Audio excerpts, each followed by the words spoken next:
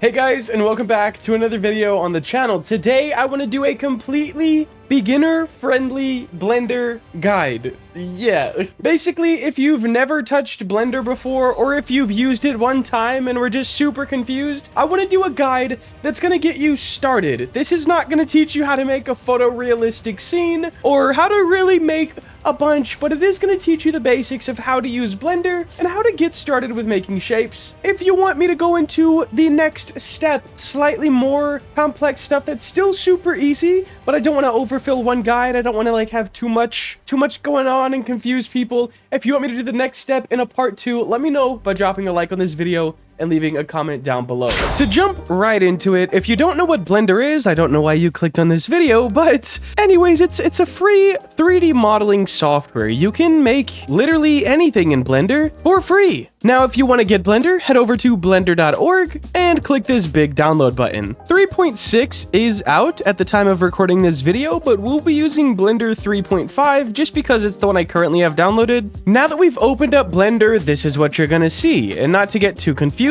we have 3 objects. We have a camera, we have a cube, and we have a light. Whenever you open Blender, these are the objects. We can just drag over those and click delete on our keyboard because we don't really need any of them. I guess we should keep a cube, so just Shift A, mesh, and cube. Now, to get into modeling or really using Blender at all, let's start with the super duper basics.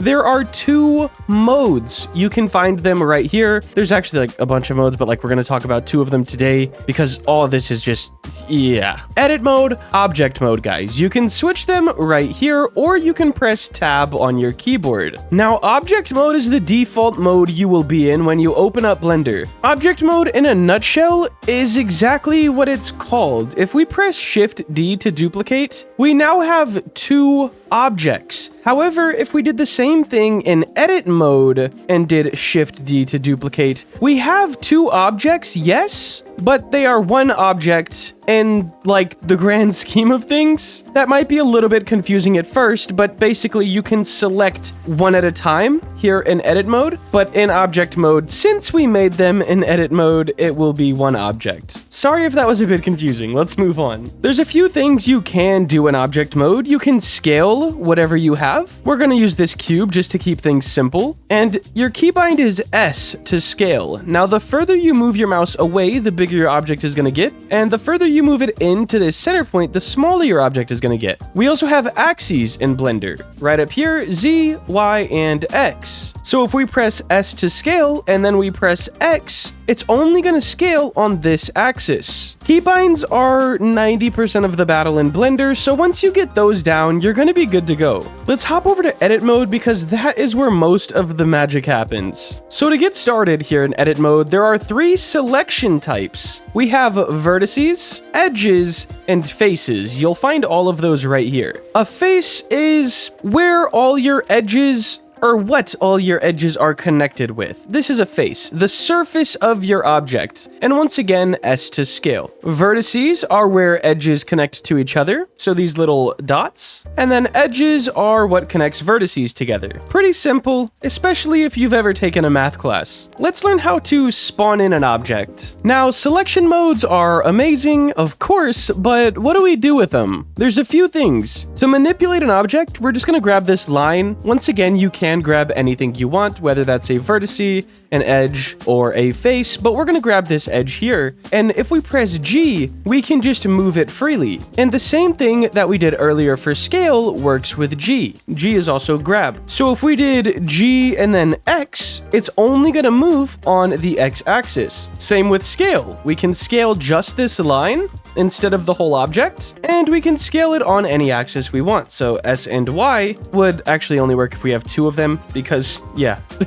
So manipulating objects in Blender is quite simple. It's G to grab, you can do R to rotate, S to scale, and E to extrude. We'll get more into those keybinds in a bit, but those 4 or 5 keybinds I just said is pretty much all you need to know getting started. So before we jump more into those keybinds, let's talk about how to spawn in an object. If you press Shift A on your keyboard, you pull up the Add menu, and there is a bunch of stuff in here. Panels on panels on panels. And we'll cover more of this in a part 2 if you you guys are interested, but today we're going to stay with meshes. Here's the list. We have a plane, a cube, a circle, a UV sphere, icosphere, cylinder, cone, torus, grid, monkey, rock generator, single vert, round cube, torus objects, and you know, the list goes on and on. Most of the time, you will be using these top shapes here, and more than most of the time, you will just be using a cube, but it is nice to know how to spawn stuff in. Now that we know what we can spawn in and how to do it, let's get it more into these keybinds. So while you're selecting something, whether it is a vertice, an edge, or a face, you can use any of these keybinds. We're going to start with E to extrude. Just press E and then your object can go up or down, adding another segment into your original object. And you can use this keybind on anything, whether that's a face, a vertice, or even an edge. Up next, let's move on to S, which is scale. We've already kind of went over that one. And you can use this on a face, on an edge, but not on a vertice. However, if you select two vertices, which means you're basically selecting this edge, you can scale. Now, Shift D to duplicate, and I want to talk about beveling. This is very, very cool. Let's just grab everything. We'll go to our line select mode and press Control B. And then if we drag out, as you can see, we get this cool bevel. And if we use our scroll wheel, it gets smoother and smoother and smoother. So we went from a cube to, this. Now, quick note on bevels, if you do something in object mode, for example, scale this, we will scale it along the Z axis. And then we're going to go into edit mode on both of them and bevel both of them. As you can see, it doesn't really look right. However, if we scale this in edit mode instead of object mode the same way, and then we bevel it, everything is proportional. Now, these are your transforms. So if we press N on our keyboard,